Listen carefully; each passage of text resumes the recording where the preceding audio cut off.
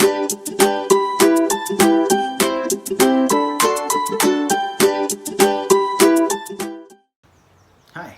I'm Adam, and today I was going to show you how I made some stilts for my kids using some old paint cans and some rope and a few tools. So the first thing that you will need, of course, is some paint cans. You'll need 2, unless you have 3 legs, and then you'll need those to dry out. So there's a couple ways you can do that. You can use all the paint in the can. It's probably the best way to do it. If you have some cans like we did with just a little bit of paint left in them, but they were a couple years old, we were able to let one of the cans just dry out, and over the course of 2 or 3 days it dried out completely, and then the other can we helped that along and used a little bit of kitty litter, and that absorbs most of the moisture, and then we're able to empty that out and then let that finish drying. So it can be a pretty quick process. You want to think ahead a little bit though to get the cans prepped. Most cans will have a handle on them, and I'll show you in the video how we cut the handle off. There are a couple other tools that will help you in this process. One is a drill with pretty thick bits. If you have a very small bit, you'll need to use smaller cord. But in this video, I will use a 5/16 and a 1/2 inch bit to drive some holes through the sides of these cans. And then some pliers and a wire cutter will help with getting the handles off the can if you can't pop it out right away anyway. You might want a hammer so that when you make the holes in the side of the can, you can tap down some of the loose edges just to reduce the likelihood of cutting yourself on some of the metal. And then of course you'll need some rope or webbing to use as a cord that will hold the cans on the feet. To cut that rope or webbing, you'll probably need a set of pretty strong scissors. And then if you want, you can use some tape. You could tape down some of the sharper edges if you wanted to. The thing I use it for is if you have some fraying at the end of your rope when you're cutting it, you can wrap it with some tape, and that will help you to guide it through the holes in the cans and just keep it from fraying.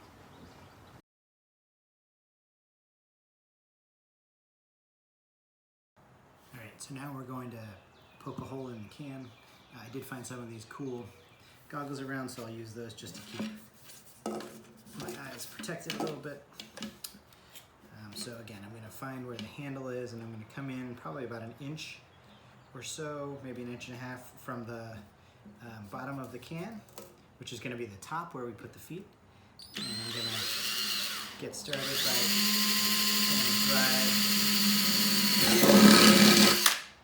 through the can, and then try to do about the same depth on the other side.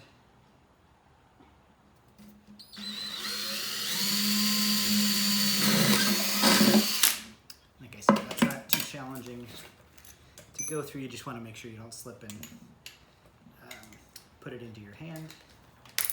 And then I'm just going to go through those same holes with the thicker bit and try to clean it out a little bit.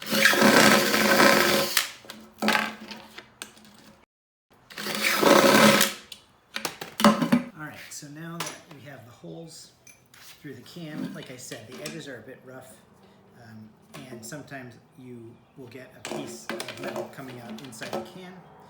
I'm just going to take a hammer and tap it a little bit to clean it up. Probably you'd want to file it down to clean up these edges here. But I just want to make sure there's not anything. That's pretty good. Sticking out too broadly. Good. So the next thing is we can take the handle off the can, and you can pry the handle off or you can cut it off. It doesn't matter. So I'm going to try to cut it off and see how that goes. And I've got a Leatherman here and Klein Tools electronics wire stripper here, and we'll try those and see how they work.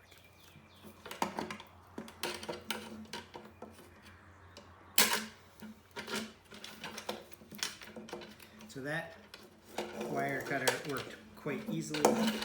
And then I know there's a little hook in here, so we just want to get that out of there. And then I just grab the other one to bend it out. You could probably come up with a cool way to use these handles as sort of clamps or something to keep the feet in, but I'm gonna have that part on the bottom, and so I figured it's just gonna be a noisemaker if I don't get rid of it.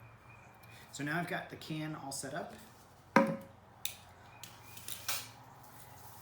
have some scrap rope sitting here,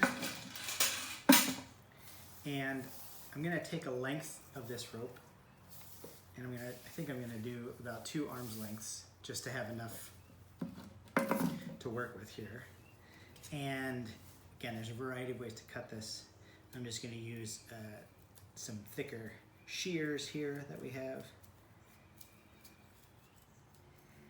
And once I get that cut,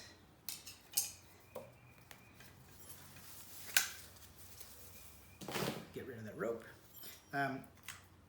These ends are not too frayed, but one trick is if you want them to be less frayed because you think it's gonna not.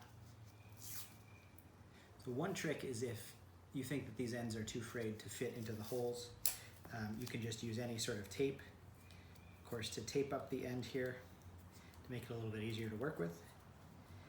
You can, depending on the rope, you can use a lighter and melt the edge a little bit, and that will stop some of the fraying, but it will smell bad, and I don't think we need to do that for this. So I'm gonna take the end of the rope and I'm gonna feed it into the hole, maybe with a little twist to help it get through.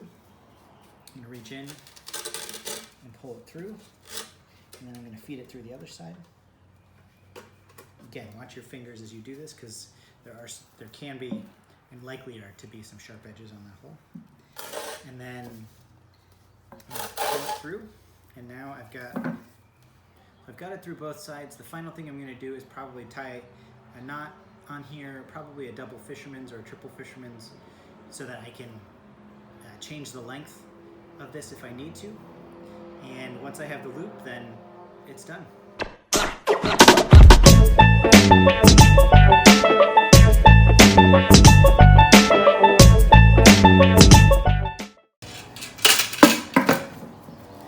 So, there you have it.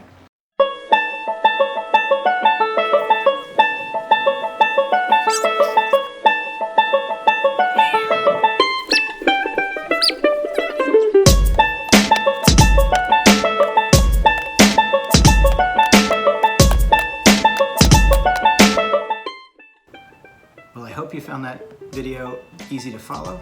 It's quite easy to do if you have a couple of the right tools. Let me know if you have any questions, and good luck.